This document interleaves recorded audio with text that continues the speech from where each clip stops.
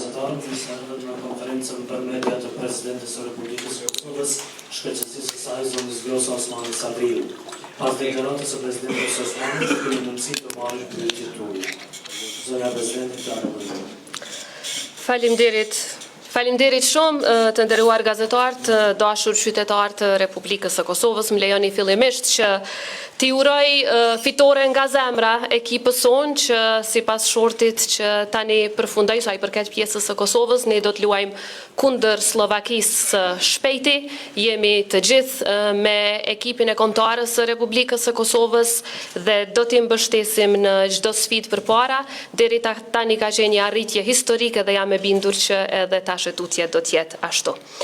Të nderuar qytetarë të Republikës së Kosovës, sot ju drejtohem lidhur me proceset e fundit dhe zhvillimet e fundit politike në vend. Pas dështimit të djeshëm në kuvendin e Kosovës, pra për zgjedhjen e qeverisë, kushtetuta kërkon që të shpërndahet kuvendi dhe vendi të shkojë në zgjedhje. Sot kam pranuar zyrtarisht edhe vendimin e kuvendit, ku konfirmohet edhe formalisht një gjë e tillë dhe menjëherë kam mbledhur partitë politike për konsultime.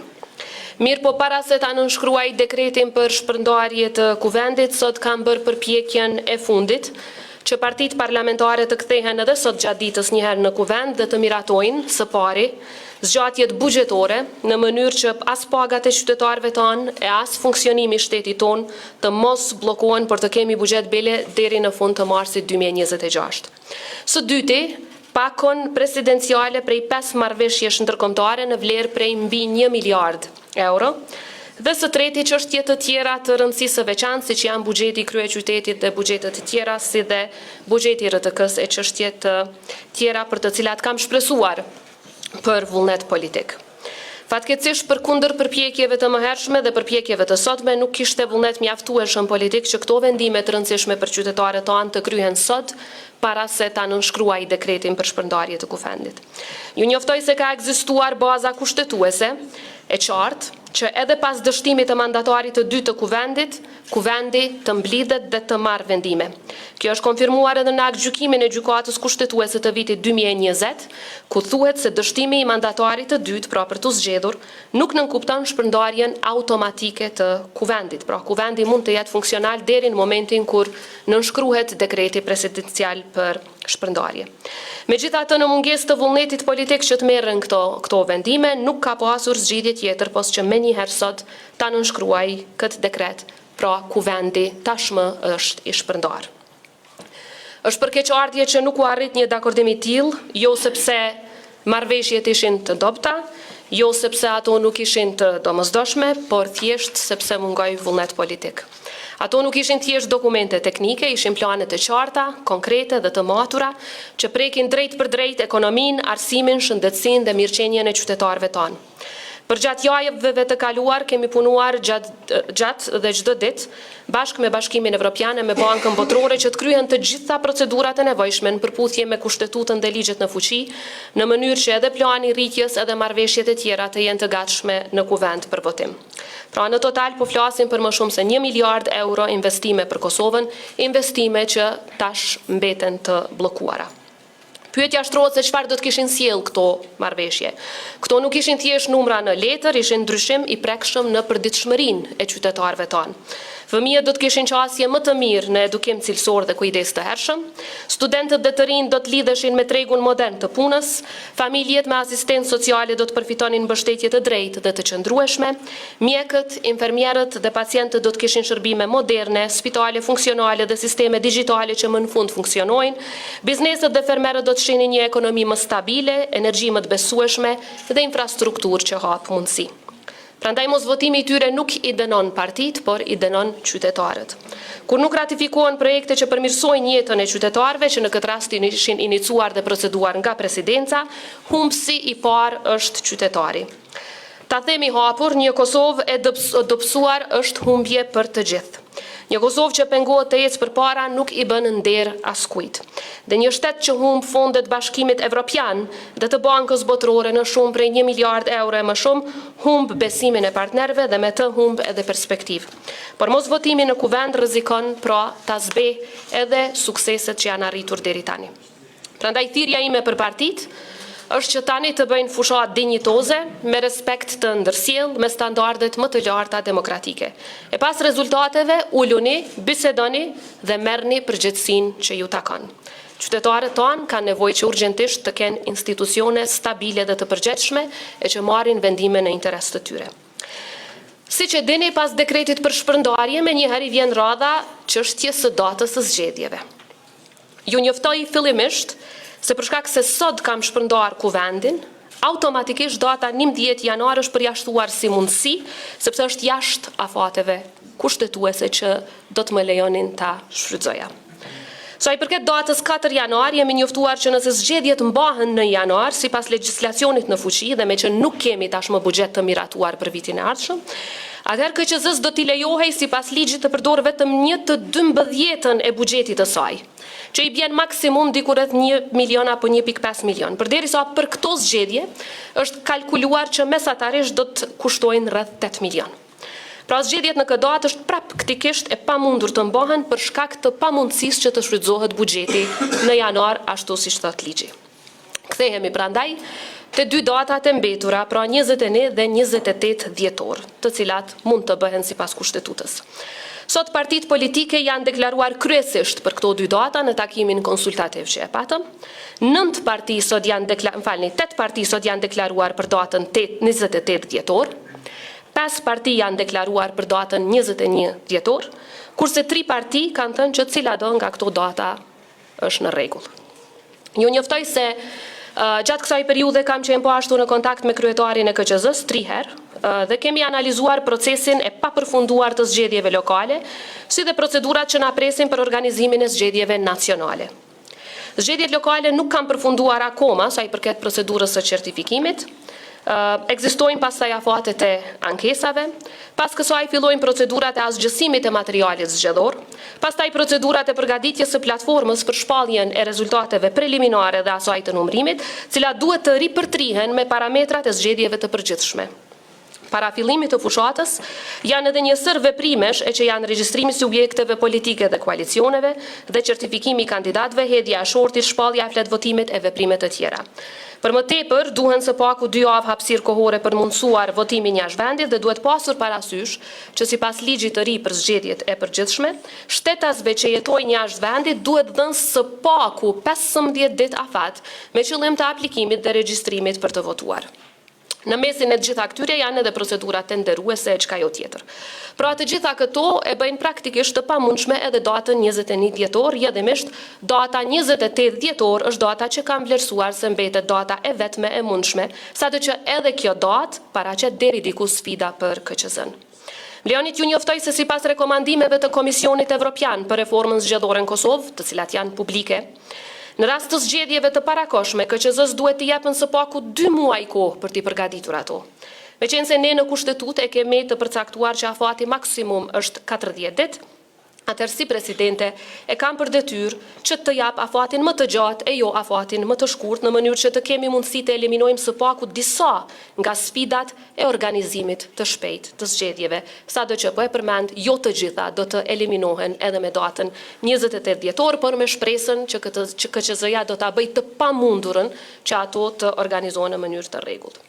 Edhe një herë është fati keq për qytetarët dhe për Kosovën që sërish po detyrohemi të shkojmë në zgjedhje, megjithatë ky ishte vullneti i partive politike të dala nga zgjedhjet e nënshkurtit.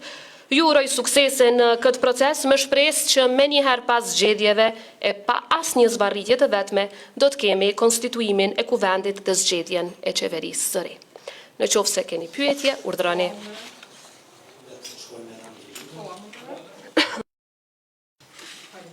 Qëndreza Dëshani Plejtra në Kosovës.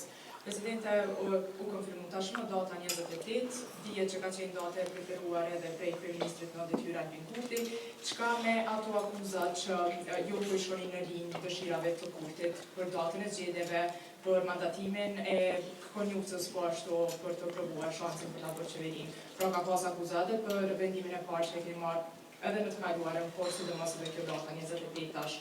Po ashtu, au bindet gabimisht që Glau Konjuca i ka gjasa për të bërë qeverinë, pasi që keni thënë që jeni bindur që sipas tyre mund të ketë gjasa për formimin e një qeverie, a doli të jetë gabim? Faleminderit. Po tash siç kanë thënë disa njerëz shumë para nesh, shumë më të mençur se ne, në qoftë se askush nuk të akuzon për asgjë, atëherë nuk ke qëndruar për asgjë. Më lejoni t'ju kthej pak në perspektivë. Në vitin 2021, kur partia në pushtet që kishte më shumë se 50% të votave, dhe disa të tjera të vogla që ishin në koalicion me të, kërkonin që unë ta shtyja datën e zgjedhjeve lokale, dhe kishim një opozit shumë më të vogël se sa kjo që është sot, unë vendosa në favor të kërkesës së opozitës që mos të shtyhej data e zgjedhjeve lokale. Sa të që kisha të drejtën kushtetuese ta bëja një gjë të tillë, për shkak të shumë rrethanave që ishin prezantuar atëherë. Edhe pse zgjodha datën e favorshme për opozitën, prap u akuzova se po konsultohem dhe po koordinohem dhe po ja bëj qefin Kurtit. Ka 10 raste për gjatë këtyre 5 viteve që jam presidente, kur përkundër faktit që kam dalur me qëndrime krejtësisht të kundërta me ato të qeverisë së Republikës së Kosovës, përsëri nuk i ka rënë tamën, përsëri janë ankuar, përsëri kanë akuzuar. Kështu që, siç po e shihni, përkundër këtyre akuzave 5 vjeçare, e shumë të tjerave që do të vinë edhe sonte, edhe nesër, edhe pas nesër, unë qëndroj dhe do të qëndroj edhe shumë gjatë, duke mbrojtur interesin e Republikës së Kosovës dhe qytetarëve të Republikës së Kosovës. Ata që akuzojnë, pa lexuar, pa analizuar dhe pa menduar gjatë, është mirë të mendojnë që edhe pas këtyre zgjedhjeve do të vinë këtu tek unë për ta kërkuar mandatin. Kushdo që e fiton. Është mirë që gjuha që përdoret në politikë të jetë brenda suazave të normalës. Unë i kuptoj kritikat, i kuptoj qëndrimet e ndryshme të partive politike, por detyra ime si presidente është të sigurohem që kemi një datë kur zgjedhjet mund të organizohen. Po ashtu mos harroni një gjë. Cili do president i përgjegjshëm do ta kishte zgjedhur një datë kur parashihet pjesëmarrje më e madhe, jo pjesëmarrje më e vogël. Këtë e kërkon demokracia. Nuk kërkon që të zgjidhen data kur kemi pjesëmarrje më të vogël. Nuk kërkon që të zgjidhen data kur kemi probleme në organizimin e tyre. Nuk kërkon që të zgjidhen data që bëjnë të pamundur realizimin praktik dhe të rregullt të zgjedhjeve. Një president i përgjegjshëm zgjedh datën më të mirë, pavarësisht dëshirave që mund të shprehen në publik. Kështu që akuzat vazhdojnë, ne vazhdojmë punën tonë në interes të Kosovës. Sa i përket Glauku Konjufcës, ditën kur është kërkuar mandati, unë kam pasur, siç e dini, para sa të flas me ju, një takim me të, ai më ka informuar qartë se me kë është duke biseduar, edhe unë e kam thënë publikisht që fjala është për deputet individual, ai ka qenë vetëm pak vota larg krijimit të qeverisë dhe kushtetuta kërkon që t'i jepet mandati atij ose asaj që i ka gjasat dhe jo garancat. Pra dikush që vjen deri te 56 vota dhe që tregon qartë se me kënd është duke biseduar për të arritur 61-shin, i ka gjasat. Më tregoni ju kush ka qenë kandidati tjetër me gjasa më të mëdha. Kushtetuta është e qartë për të gjithë ata që e lexojnë drejt dhe pa ngjyrime të urrëties. Ajo kushtetutë kërkon që pas mandatarit të parë të ketë mandatar të dytë. Dhe këtë unë kam respektuar kushtetutën, pavarësisht akuzave që vinë, shkojnë, le të vazhdojnë, nuk ka problem. Feti e kam bërë projektor, një president ata që do të qëndroni gjatë këto. A është kjo paralajmërim edhe për një mandat të dytë për shkak që do të jam gjatë? Paralajmërim që do të jem duke kontribuar për shtetin tim, cili do të jetë pozicioni politik, atë do ta caktojnë qytetarët e Republikës së Kosovës. A keni vendosur apo ende? Ta shohim cila do të jetë përbërja e kuvendit të ardhshëm pas zgjedhjeve të 28 dhjetorit, ajo besoj qartëson gjithçka, por po e përmend do të jem duke shërbyer në institucionet publike të Republikës së Kosovës, duke shërbyer aty ku besoj mund të ndihmoj vendit tim më së miri. Dhe këtë do ta përcaktojnë qytetarët edhe një herë.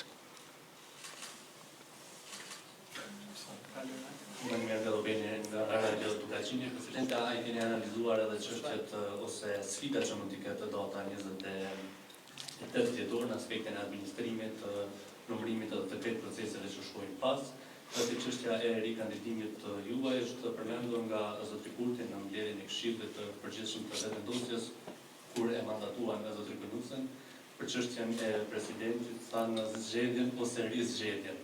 Besoj kishte fjalën për ju dhe jo për presidentët paratak. Dhe a ka ndonjë diskutim me këtë drejtë? Jo, nuk kemi diskutime, sepse këto diskutime, si që kam thënë edhe më herët, do të fillojnë vetëm pasi ta kemi një kuvend të ri të konstituar pas zgjedhjeve të datës 28 dhjetor dhe pasi ta kemi qeverinë e re. Vetëm atëherë kanë kuptim në fakt diskutimet për pozicionin e institucionit të presidencës, sepse tani për tani unë nuk e shoh të mundshme që kushdo me këdo të diskutoj, të merret vesh, sepse numrat në kuvend janë të paparashikueshëm. Ato janë çështje e vullnetit të qytetarëve të Republikës së Kosovës. Dhe cila ishte çështja tjetër? Për sfidat, po, sa i përket datës 28 dhjetor, dëgjoni, sa i përket vëzhgimit të ndërkombëtar, mundësia është edhe më e vogël për datën 21 dhjetor. Meqense unë jam institucioni që gjithnjë i dërgoj kërkesë Bashkimit Evropian, më konkretisht Parlamentit Evropian për të dërguar delegacione, ata asnjëherë nuk kanë pasur mundësi që kur kemi zgjedhje të shkurta, në afat të shkurtër, të dërgojnë ekipe monitoruese të stilit çfarë na duhen neve. Madje edhe kur ka pasur më shumë se 30 ditë, kur i kemi pasur 40 të plota, ka qenë shumë sfiduese. Pra kushdo që mendon që me datën 21 dhjetor, neve brenda 30 ditësh do të na vinin monitoruesit, e ka shumë gabim. Ne jemi në komunikim me Parlamentin Evropian, do të dërgojmë kërkesa, mirë po unë kam biseduar edhe me ambasadorët individual të shumë prej ambasadave, jo të gjithë ende, sepse tash do të fillon procedura. Ne nuk donim ta paragjykonim rezultatin e djeshëm të seancës, prandaj edhe nuk mund të fillonim gjitha këto sot. Ambasadat këtu do të jenë, nëse nuk është një ambasador, janë zëvendës ambasadorët, ato nuk mbesin të zbroazura. Shpresoj shumë që do të kemi edhe angazhim të shoqërisë civile për datën e zgjedhjeve, në veçanti sa i përket monitorimit në veri. Siç e dini, në disa palë zgjedhjet e fundit nuk ka pas asnjë problem, asnjë keqpërdorim. Dhe të gjitha partitë politike i kanë aty vëzhguesit e vet, komisionerët e vet, ata nuk shkojnë askund. Po ashtu mos harrojmë edhe data 28 është ditë pune, ne qyshat natë do t'i dim rezultatet preliminare për partitë politike në kontekstin e kush sa vota i ka marrë dhe kush çfarë përqindje ka. Pastaj janë procedurat e ankesave, data 1 dhe 2, mirë po deri te 1 dhe 2 janari janë 3-4 ditë, por edhe për ato ditë njësoj siç punojmë të gjithë ne, edhe ju si gazetar punoni edhe festave shpeshherë, siç e dim, jam e bindur që edhe personat që numrojnë, ka rregulla sipas të cilave kur janë staf esencial duhet patjetër që të punojnë. Nuk më është shprehur si shqetësim nga ana e KQZ-s çështja e numrimit në data të tilla në asnjë moment. Ata që punësohen për të numruar, numrojnë pavarësisht se cila është data. Mirë po është me rëndësi që t'ju japim kohë që të përgatiten si duhet. Mos harroni që sikur mos të respektoheshin afatet për qytetarët tanë që janë jashtë vendit. Ata kanë të drejtë kushtetuese të barabartë mërgata jonë që të votojnë njësoj sikurse qytetarët, sipas ligjit për zgjedhjet e përgjithshme të miratuara nga po këto parti, të gjitha bashkë në vitin 2023. Dhe ata duhet ta kenë të drejtën e garantuar me kushtetut për të votuar. Dhe nëse për shkak të afateve atyre u mohohet, atëherë kjo e bën tërë procesin të kontestueshëm nga aspekti kushtetues, kur i mohohet një grupi të qytetarëve për të mos votuar. Prandaj është shumë me rëndësi që këto afate të zinën, ashtu siç parashe ligji, sepse parashe edhe minimumin e afateve. Prandaj është me rëndësi që brenda këtyre dy datave të zgjedhet njëra që jap KQZ-s më së shumti mundësi me i eliminu mundësitë dhe pastaj shpresoj që nuk ka shumë procedura të ankesave dhe kemi certifikim sa më parë. Shëndetje Presidente, jam Banana Shqip, gazetar për Fox Kosova. A mendoni zonja Presidente që pa dashje ose me vedi apo pa vedi jeni duke i shërbyer lëvizjes vendosin që ja dha mandatarit zotë Kënusa sa pas siguruar që i ka numrat, ndër duke vërtet sa që nuk ka garantuar se do të sigurojë numrat, tash në caktuar datën e zgjedhjeve në një datë ku ka konvenuar faktikisht më shumë të vendosës për llogaritë edhe ardhen e përfiton. E para, kjo është një pyetje ofenduese që unë jam e bindur ti kur një burri nuk do t'ja kishte bërë, nuk do t'ja kishe bërë. Sepse ti kur një burri nuk i thua apo vepron pa vedije. Një pyetje të tillë ja bëni vetëm një gruaje. Dua t'i siguroj qytetarët e Republikës së Kosovës që asnjë vendim përgjatë gjithë karrierës sime politike nuk e marr pa vedije. Pra e ka marr me vedije të plot, me besim të plot që ky vendim është vetëm e vetëm në interes të Republikës së Kosovës, e para. E dyta, të gjitha partitë kanë thënë që nuk janë kundër mërgjimtarëve, nuk janë kundër mërgatës. Pra pse ju po paragjykoni që mërgata është vetëm në favor të një partie? Dhe e fundit, po tash këto janë zgjedhje të reja, partitë kanë deklaruar që nuk janë kundër pjesëmarrjes së mërgatës, dhe siç e thash, si presidente kam detyrim që të zgjedh një datë kur kemi pjesëmarrje më të madhe, e jo pjesëmarrje më të vogël të qytetarëve me të drejtë vote. Dhe sipas ligjit që e kanë miratuar po këto parti politike, mërgata ka të drejtë të barabartë për votë me të gjithë qytetarët që jetojnë çdo ditë në Kosovë. Kjo është e drejtë e garantuar me ligj, të cilën ja u kanë dhënë të gjitha partitë shqiptare pa dallim.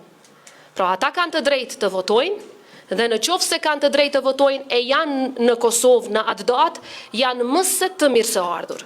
Se kur mërgata po investon në Kosovë, kur po dërgojnë remitanca në vlerë të buxhetit të Republikës së Kosovës, kur po investojnë në biznese që po krijojnë vende të punës, të gjithë po i dojmë. Rrjedhimisht duhet të i dojmë edhe kur të vinë me i vizitu familjet, edhe datën e zgjedhjeve, unë jam presidente edhe e tyre, dhe do ta mbroj të drejtën e tyre derisa jam në politikë dhe pavarësisht në çfarë pozicioni jam në politikë, po ju siguroj që vendimet janë veç me vedije, asnjëherë pa vedije.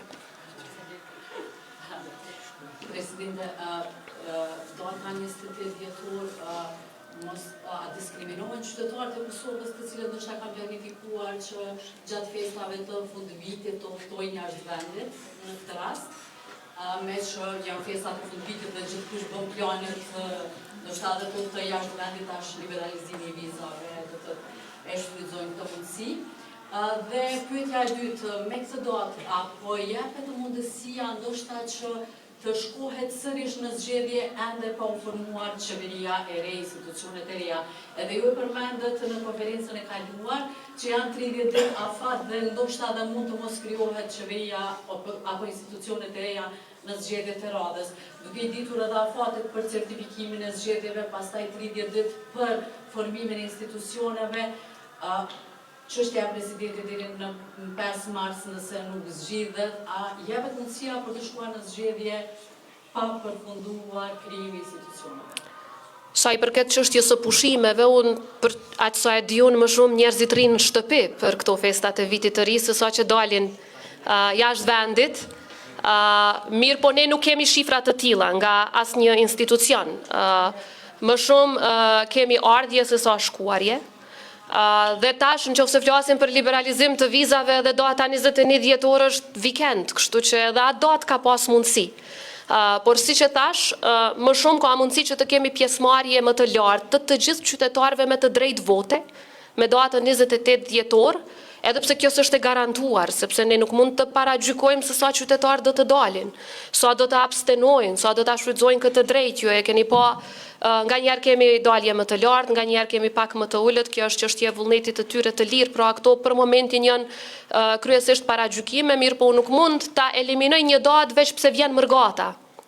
Sepse ata e para kanë të drejtën kushtetuese e ligjore të marrin pjesë në votim, dhe e dyta kontribojnë edhe në zhvillimin ekonomik të Republikës së Kosovës, edhe në ecjen tonë përpara. Mos flasim për kontributin historik, kështu që si presidente asnjëherë nuk do doja që t'ua mohoja këtë drejtë nëse ata dëshirojnë ta shfrytëzojnë. Por shumica dërmuese këtu janë qytetarë që jetojnë çdo ditë në Kosovë. Ata janë shumica dërmuese që votojnë në Kosovë. Sa i përket vonesave shtesë, në fund të fundit për proceset që do të vinë pas zgjedhjeve të dhjetorit. Me vetë faktin që zgjedhjet mbahen në dhjetor, cila do që do t'ishte data e dhjetorit, ne do të shkojmë deri diku në fund të shkurtit me procedurat konstituimit. Shpresa ime vetme është që meqense ka një mundësi që të shfrytëzohet buxheti për janar dhe shkurt, që s'paku mos të kemi vonesa për te i shkurtit, që në fund të shkurtit mos e largu ku vendi të miratoj buxhetin e ri dhe mos të mbeten qytetarët tanë pa paga, mos të mbeten spitalet tona pa barna, mos të mbeten gjitha institucionet funksionale. Shteti nuk ka të drejta bëj asnjë pagesë në ato momente. Rrjedhimisht është me rëndësi, por përderisa zgjedhjet mbahen në dhjetor, dhe ky ka qenë vullnet i partive politike, unë kam shpresuar që mos ta bëjnë, rrjedhimisht edhe çështja e mandatarit të dytë, për të cilin se harrova ta them më herët, kur nuk kam deklaruar që më ka dhënë garanca. Përkundrazi, jam përgjigjur në njërin prej pyetjeve, a keni garanca? Kam thënë, nuk kërkohen garanca me kushtetutën, kërkohen gjasa. Pra ky është dallim shumë i madh, edhe kushtetues edhe ligjor, dhe kushtetuta thotë pas mandatarit të dytë, në qoftë të parë, nëse dështon kemi mandatarin e dytë, kam respektuar kushtetutën ashtu siç do duhej të bënte një president, dhe dëgjoni, e kanë vonuar krejt këtë proces 9 muaj, mos të ankohen shumë për 2 javë që presidentja e ka respektuar kushtetutën. I kanë zgjedhjet në dhjetor, le të dalin të gjithë paraqytetarëve të Republikës së Kosovës, i kemi qytetarët e mençur, gjithnjë din të marrin vendime të mençura, e din ku ta hedhin fajin, ku ta bëjnë vlerësimin. Unë kam besim të plot në ta. Urna? Me 28 dhjetor vota vendoset. Kisha lutë vetëm nga në pyetje në mënyrë se të marrim mesazhin. I lutem. Antigoni Sufi, gazetare në Kaza.com, presidente, sot gjatë ditës kemi pas edhe një zhvillim tjetër, të shkarku nga opozita e pushtuesit të detyrës Besim Gjelmendi. Çu komentoni këtë shkarkim të tij? Ju them sinqerisht, me qenë se kam qenë në takim deri vonë dhe pas takimit me parti politike kam pasur edhe takime të tjera, më duhet fillimisht i marr të gjitha detajet e këtyre zhvillimeve dhe pastaj do të kem mundësi që të prononcohem lidhur me këtë çështje. Shpresoj mirë kuptim, por pasi të njoftohem për detaje do të kem mundësi të flas me ju.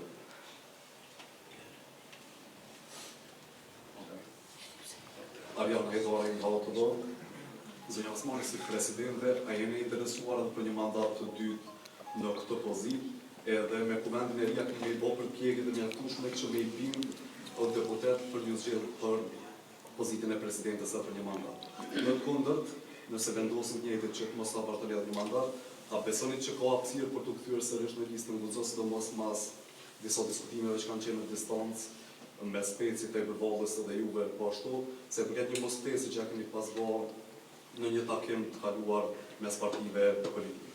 Faleminderit shumë.